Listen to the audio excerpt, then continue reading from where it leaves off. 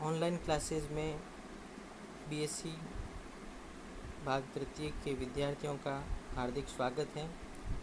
मैं प्रवीण कुमार चंदेल, सहायक आचार्य वनस्पति शास्त्र, राजकीय महाविद्यालय बाड़मेर। आज का हमारा जो टॉपिक है वो है प्लांट रेस्पॉन्स टू वाटर, जल के प्रति पादपों की अनुक्रिया। ये टॉपिक जो है हमारा वो जयनारायण विश्वविद्यालय के पाठ्यक्रम अनुसार बीएससी पार्ट 3 के विद्यार्थियों के विषय वनस्पति शास्त्र के प्रथम प्रश्न पत्र पारिस्थितिकी एवं पर्यावरण जैविकी से संबंधित है। ये उनकी प्रथम इकाई में शामिल किया गया है। हाइड्रोफिटिक एडेप्टेशन, जलोद्भिद अनुकूलन। प्लांट रेस्पॉन्स टू वाटर के अंदर हम ये देख सकते हैं कि जो जल के कारण प्लांट अलग अलग प्रकार के या पादप अलग अलग प्रकार के देखे गए हैं, उनमें अलग अलग प्रकार के अनुकूलन देखे गए हैं। कुछ पादप जलीय आवास में पाए जाते हैं, जलोद्भिद कहलाते हैं। कुछ जीरिक कंडीशन, शुष्क परिस्थितियों में पाए जाते हैं, जीरोफाइट्स मृदुद्भिद कहलाते हैं। कुछ लवणीय मृदा में या सेलाइन सॉइल के अंदर पाए जाते हैं, हेलोफाइट्स ये लवण मृदोद्भिद कहलाते हैं। कुछ मीजिक कंडीशन में पाए जाते हैं, मीजोफाइट्स कहलाते हैं, समोद्भिद कहलाते हैं। तो हम यहाँ बात कर रहे हैं जीरोफिटिक और हाइड्रोफिटिक एडेप्टेशन। तो जो हाइड्रोफिटिक प्लांट हैं, हाइड्रोफाइट्स हैं, जल के अंदर पाए जाने वाले प्लांट्स हैं, उनमें किस प्रकार के मॉडिफिकेशन, ये रूपांतरण, ये परिवर्तन देखे गए हैं। तो हाइड्रोफिटिक एडेप्टेशंस की बात करते हैं। विभिन्न प्रकार की परिस्थितियों के अनुसार जलीय आवासों में पाए जाने वाले जलोद्भिदों के अनुकूलन में भी अनेक प्रकार की विविधताएं देखी जाती हैं। जलीय पौधों द्वारा प्रदर्शित अनुकूलन लक्षणों को संरचना एवं कार्य के अनुसार निम्न प्रकार से समझा जा सकता है। जो जलीय पादप हैं उनके अंदर जो अनुकूलन पाए जाते हैं उनको हम 3 शीर्षकों के अंतर्गत अध्ययन कर सकते हैं। आकारिकीय अनुकूलन, मॉर्फोलॉजिकल एडेप्टेशन, एनाटॉमिकल एडेप्टेशन, शारीरिक अनुकूलन, और फिजियोलॉजिकल एडेप्टेशन कार्यकी अनुकूलन। तो मॉर्फोलॉजिकली एडेप्टेशन की बात करें कि पादप के मॉर्फोलॉजी में क्या क्या परिवर्तन देखे जाते हैं। तो सबसे पहले हम बात करते हैं जड़ या रूट की। पौधों की जड़ों का प्रमुख कार्य मृदा में उपस्थित जल एवं खनिज पदार्थों के अवशोषण का होता है, लेकिन जलीय पौधों के परिवेश में चारों ओर जल ही पाया जाता है, इसलिए इनमें प्राय अल्प विकसित मूल तंत्र, रूट सिस्टम पाया जाता है। कुछ जलोद्भिद जैसे सेरेटोफिलम एवं नाजाज इत्यादि में तो जड़ें पूर्णतया अनुपस्थित होती हैं। वैसे जलोद्भिदों की जड़ों में निम्न प्रकार के आकारिकीय अनुकूल लक्षण पाए जाते हैं। पहला है आपके अधिकांश जलीय पौधों में जड़ें अधिक लंबी न होकर छोटी होती हैं तथा इसके साथ ही ये रेशेदार फाइब्रस होती है, अपस्थानिक, एडवेंटिशियस एवं अशाखित होती हैं, अनब्रांच्ड होती हैं। कुछ जलीय पादपों जैसे साल्विनिया में जड़ें अनुपस्थित होती हैं। इसकी एक पत्ती ही अत्यधिक शाखित हो जाती हैं एवं मूल का कार्य करती हैं। लेमना की बात करें, जो लेमना नामक जलीय पौधे में केवल एक ही जड़ पाई जाती है, जो पादप शरीर को संतुलन बनाए रखने का कार्य भी करती हैं। कुछ जलीय पौधों की जड़ों में प्राय मूल गोप, रूट कैप के स्थान पर विशेष प्रकार की संरचनाएं, मूल कोट्रिकाएं, रूट पॉकेट्स पाई जाती हैं, जैसे पिस्टिया, आइकोर्निया एवं सिंघाड़ा, टापा इत्यादि में मूल गोप की भांति ही ये विशेष प्रकार की संरचनाएं होती हैं जो मूल के अग्रभाग की सुरक्षा का करने का कार्य करती हैं। अनेक जलीय पौधे जैसे निम्फिया, कुमुदनी एवं लेमना में तो जड़ों में मूल रोम पूर्णतः अनुपस्थित होते हैं, अतः इन पौधों में अवशोषण का कार्य मुख्य जड़ द्वारा ही किया जाता है। कुछ पौधे जैसे जूसिया रेपेंस में 2 प्रकार की जड़ें विकसित होती है। इनमें से कुछ जड़ें तो सामान्य अपस्थानिक प्रकार की होती है एवं कुछ विशेष जड़ों की स्पंजी संरचना होती है, जो पादप शरीर को जल की सतह पर प्लावमान या फ्लोटिंग अवस्था में रखती हैं। इसके अतिरिक्त इनका एक और प्रमुख कार्य है श्वसन के लिए गैसों का विनिमय करने का भी, इसलिए इनको कुछ वैज्ञानिक श्वसन मूल या रेस्पिरेटरी रूट भी कहते हैं। कुछ जलोद्भिद पौधों में जैसे सिंघाड़ा, ट्रापा में प्राय जड़ें जल की सतह से नज़दीक ही होती है अतः इस प्रकार की जड़ें प्रकाश संश्लेषण करने के लिए हरी हो जाती हैं एवं प्रकाश संश्लेषण कर भोजन बनाने का कार्य करती है। इस प्रकार की जड़ों को स्वांगीकारी मूल या एसिमिलेटरी रूट्स कहते हैं। स्तंभ की बात करें, स्टेम जलोद्भिदों की जो स्तंभ संरचना में जो निम्न परिवर्तन या निम्न आकार की अनुकूलन दिखाई देते हैं। अधिकांश जलीय पौधों के तने कोमल, पतले, लचीले एवं कमजोर तथा चमकीले हरे रंग के अथवा पीले होते हैं। क्योंकि जल में गहराई बढ़ने के साथ साथ प्रकाश की तीव्रता में कमी होती है, उसी वजह से तने पांडुरित हो जाते हैं, इटियोलेट हो जाते हैं। पोटामोगिटोन, हाइड्रिला एवं एलोडिया जो कि पूर्णतः जल निमग्न है, सबमर्ज्ड प्लांट है, उनके तने स्पंजी एवं प्रत्यास्थ होते हैं, जिसकी वजह से ये जल की धाराओं एवं जलाशयों की लहरों का प्रतिबल सहन करने में सक्षम होते हैं।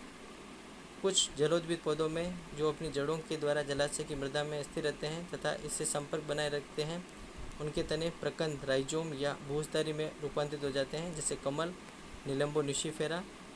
जलीय पौधों में तनों के भूमिगत रूपांतरण के कारण ये चिरकालिता संरचना के रूप में कार्य करते हैं, इसलिए ऐसे जलोद्भिद पौधे बहुवर्षीय या पेरेनियल होते हैं। पर्ण की बात करें, लीफ पर्ण संरचना में निम्न आकार के अनुकूलन पाए जाते हैं। जल निमग्न सबमर्ज्ड पौधों में पत्तियां पतली अथवा अत्यंत कटी-फटी होती है, जैसे सेरेटोफिलम एवं नाजास में। इस प्रकार कटी-फटी या रेखाकार पत्तियां होने के कारण ये जल निमग्न पौधे जल की धाराओं एवं लहरों का प्रतिबल सहन करने में सक्षम होते हैं। स्थिर प्लावी पौधे जो जलाशय के कीचड़ में जड़ों द्वारा स्थिर रहते हैं, जैसे निलंबो। उनकी पत्तियां बड़ी छत्रिकाकार, सुविकसित एवं गहरे रंग की होती है। ऐसे पौधों में पत्तियों की ऊपरी सतह पर मोमी या वैक्सी परत पाई जाती है एवं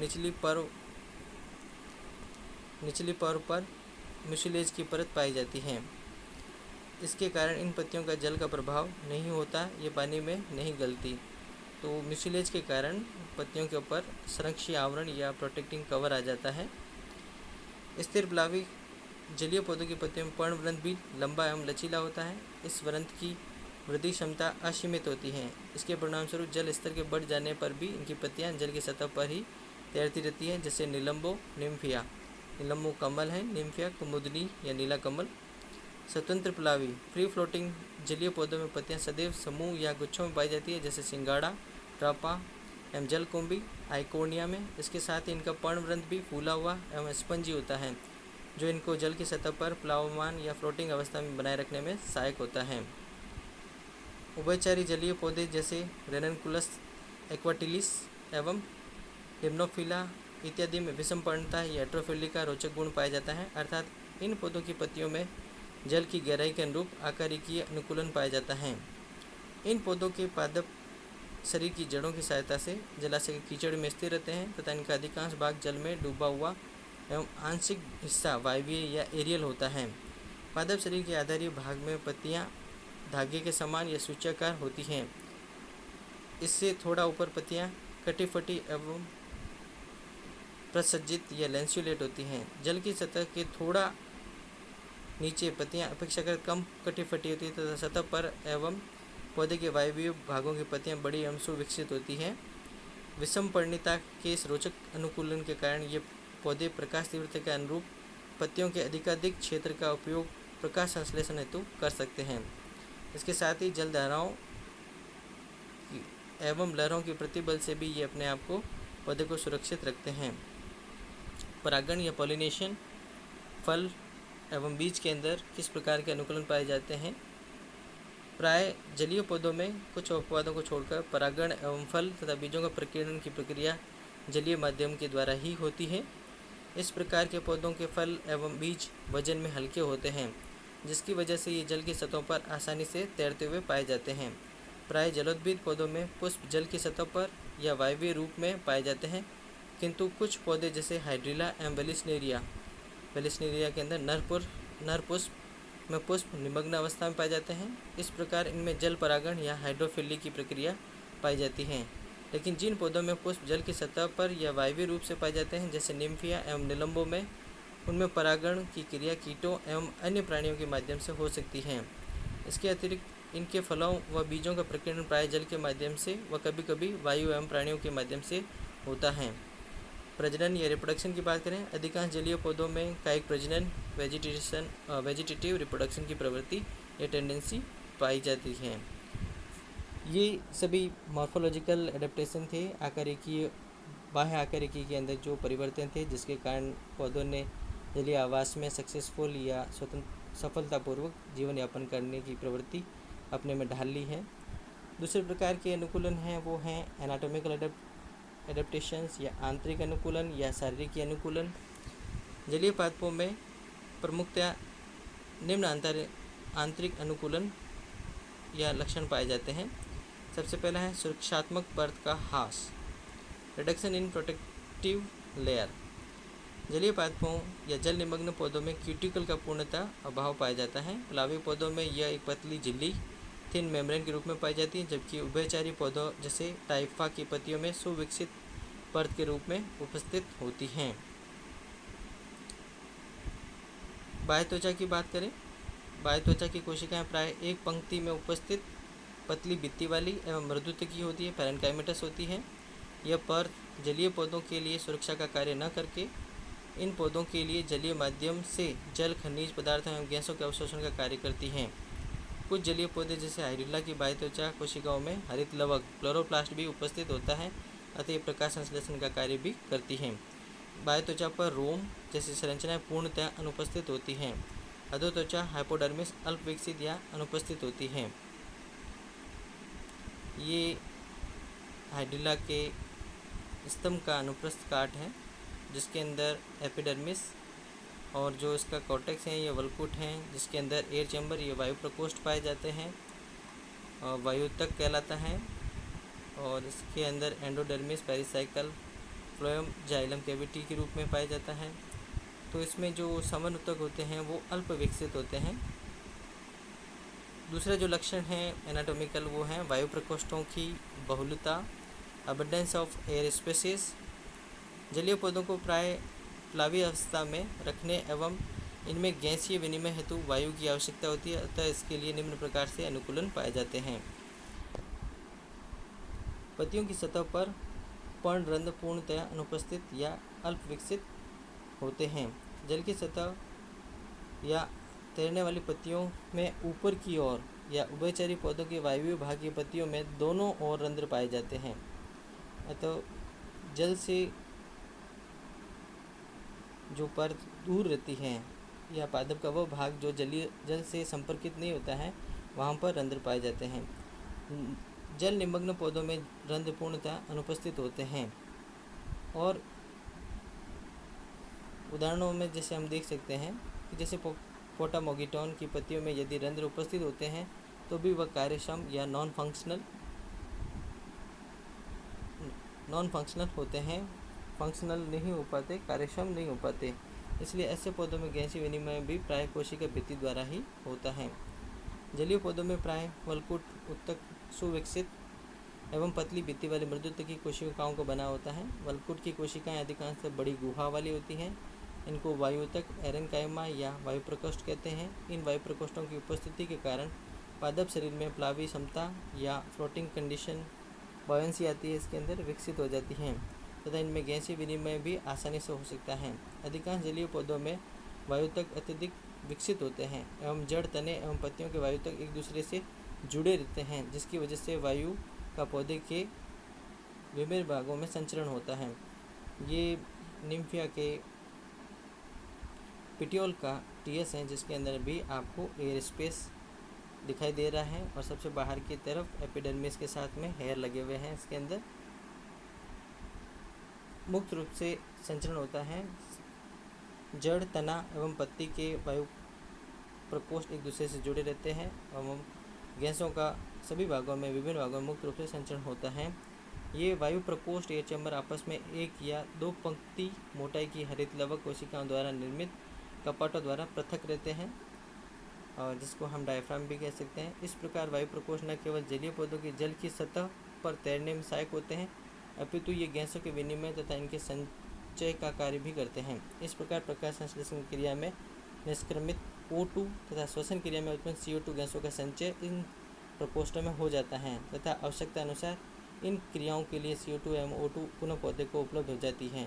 यही नहीं, जलीय पौधों के फलों में भी वायु तक या वायु प्रकोष्ठ विकसित हो जाते हैं, जिसकी वजह से ये फल भार में हल्के होते हैं एवं जल की सतह पर तैरने लगते हैं। इस प्रकार वायु प्रकोष्ठों की अधिकता इनके फलों के प्रकीर्णन में सहायक होती है।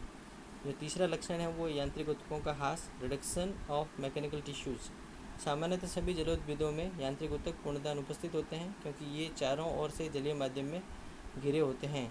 इसलिए जलीय पौधों की आंतरिक संरचना में दृढ़ोतक, स्थूल कोणोतक, जाइलम रेशे इत्यादि यांत्रिक क्षमता वाले ऊतकों का अभाव पाया जाता है। कुछ जलीय पौधे जैसे निम्फिया में कैल्शियम ऑक्जेलेट द्वारा निर्मित ताराकार आकृति के स्पारोक्रिस्टल्स व कंटक भी पाए जाते हैं। इनकी उपस्थिति से इन पौधों में यांत्रिक क्षमता उत्पन्न होती है। इसके अतिरिक्त इनमें रेफाइट्स भी पाए जाते हैं। ये डायग्राम दे रखा है निम्फिया के लीफ का, जिसमें आपको स्क्लेरिड भी दिख रहे हैं और इसके अंदर आपको संरचना के अंदर देखें तो सबसे बाहर की तरफ क्यूटिकल, फिर अपर एपिडर्मिस जिसके अंदर स्टोमेटा दिख रहे हैं, पहले से टिश्यूज हैं, डॉर्सीवेंट्रल लीफ हैं, इसलिए सबसे ऊपर की तरफ खंभोतक हैं और नीचे की तरफ इसमें स्पॉन्जी पेरेन्काइमा है, सबसे नीचे की तरफ लोअर एपिडर्मिस है और जाइलम व फ्लोएम दोनों वेस्कुलर बंडल के रूप में पाए जाते हैं, जिसके अंदर स्क्लेरिड्स पाए जाते हैं। समन ऊतकों का ह्रास, रिडक्शन ऑफ वेस्कुलर टिश्यूज। क्योंकि जलोद्भिद में जल एवं खनिज पदार्थों का अवशोषण पादप की संपूर्ण सतह से होता है, अतः जल इनके चारों ओर मौजूद भी होता है। इनको समन ऊतकों की अधिक आवश्यकता नहीं होती है। परिणाम स्वरूप वास्तविक जलीय पौधों में समन ऊतक अल्प विकसित होते हैं, परंतु फ्लोएम की तुलना में जाइलम अधिक अल्प विकसित होता है।